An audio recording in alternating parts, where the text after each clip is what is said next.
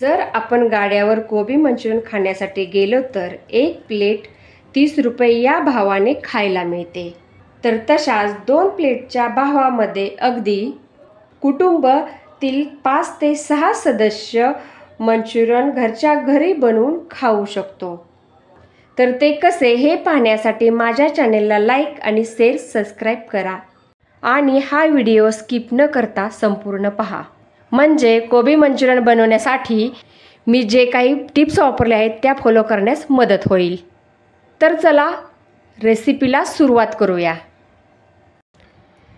तर कोबी मंचुरियन बनवण्यासाठी मी या कोबीला भाजी मंडईतून 20 रुपये या भावाने आणला आहे आणि स्वच्छ पाण्याने मस्त असा धुवून घेतला आहे। तर या अर्धा किलो कोबीमध्ये आपल्या कुटुंबातील अगदी 5 ते 6 लोक प्लेट भरून कोबी मंचुरियन बनवून खाऊ शकतात। तर आता या कोबीला आपल्याला खिसून घ्यायचं आहे या खिसणीच्या साहाय्याने। तुमच्याकडे जर खिसणी नसेल तर अशा या चाकूच्या साहाय्याने छोटे छोटे काप करून घेऊ शकता। तर आता असा खिसून घेत आहे।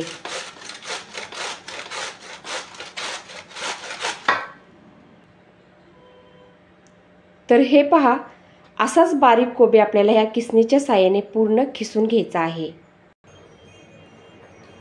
तर आता हा असा बारीक पूर्ण चिरून घेतलेला आहे कोबी मी। तर हा संपूर्ण कोबी असा खिसून मी घेतलेला आहे आणि मधला असा टणक भाग जो आहे तो आपल्याला काढून टाकायचा आहे। सगळ्यात पहिल्यांदा हे कोबी खिसून झाल्यानंतर आपल्याला यामध्ये मसाले ॲड करायचे आहेत। तर मी इथं आलं लसूण पेस्ट घेतलेली आहे। आलं लसूण पेस्ट टाकून घ्यायची आहे। थोडंसं चवीपुरतं मीठ आणि ही काश्मीरी लाल मिरची पावडर आहे। याने रंग खूप सुरेख असा येतो। तर आता या मसाल्यांना आपल्याला व्यवस्थित मिक्स करून घ्यायचं आहे। ह्या मसाल्यांना अगदी चांगलं कोबीला चोळून घ्यायचं आहे। मसाले असे चोळून घेतले की अगदी हा कोबी आपोआप याला पाणी सोडतो। ह्याच्यामध्ये आपल्याला एकही चमचा पाणी न घालता हे पीठ मळून घ्यायचं आहे। तर आता यामध्ये मी 1 वाटी कॉर्नफ्लॉवर घालत आहे। तुमच्याकडे कॉर्नफ्लॉवर नसेल तर तुम्ही 1 वाटी पोहे बारीक करून घातले तेही चालतील। आणि 1 वाटी इथं मी मैदा घालत आहे। हा मैदा मी स्वच्छ असा चाळणीने चाळून घेतलेला आहे। आणि हे तांदळाचं पीठ मी घेतलेलं आहे। तांदळाचं पीठ वापरलं की आपलं एकदम असं मंचुरियन क्रिस्पी टाईपचं असं एकदम क्रंची बनतं। तर तुम्ही तांदळाचं पीठ वापरून नक्कीच ट्राय करा। आणि मी यामध्ये थोडासा हा फूड कलर वापरत आहे।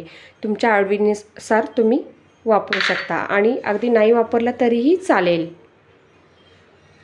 तर हे सगळं पूर्ण व्यवस्थित मिक्स करून आपल्याला याचा एक गोळा छानसा तयार करून घ्यायचा आहे।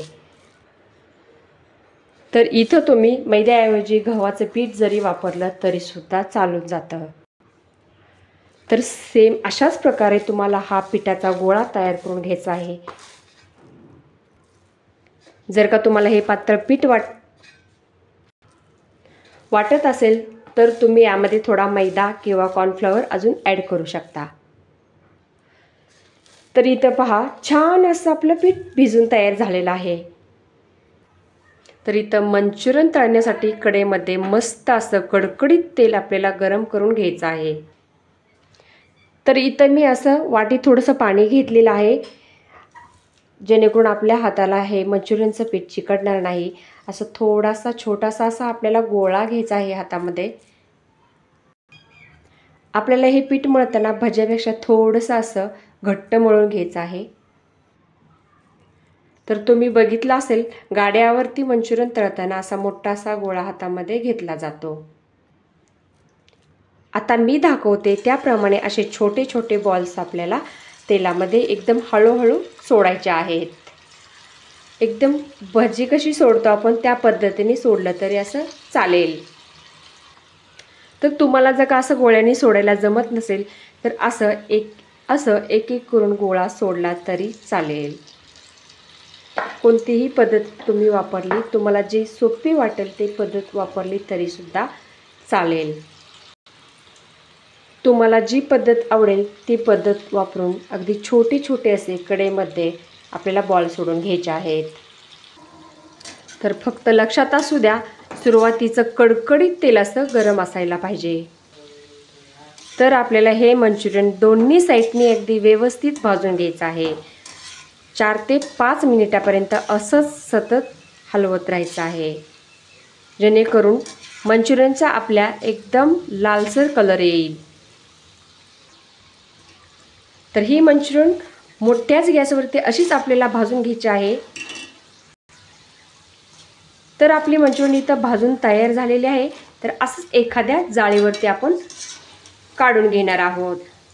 तुम्ही पाहू शकता आपल्या मंचुरियनला कसा सुरेख असा कलरसुद्धा आलेला आहे.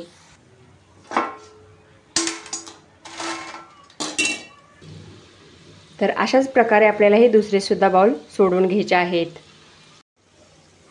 तर हे पहा, अशाच प्रकारे मी दुसरासुद्धा घाणा व्यवस्थित भाजून घेतलेला आहे.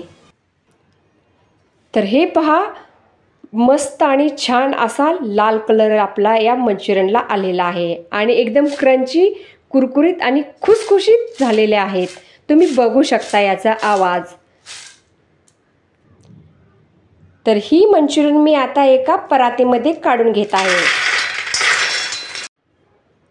तर हे बघा, 20 रुपये भावाच्या अर्धा किलो कोबीमध्ये परातभर अशी मंचुरियन बनून तयार झालेली आहे.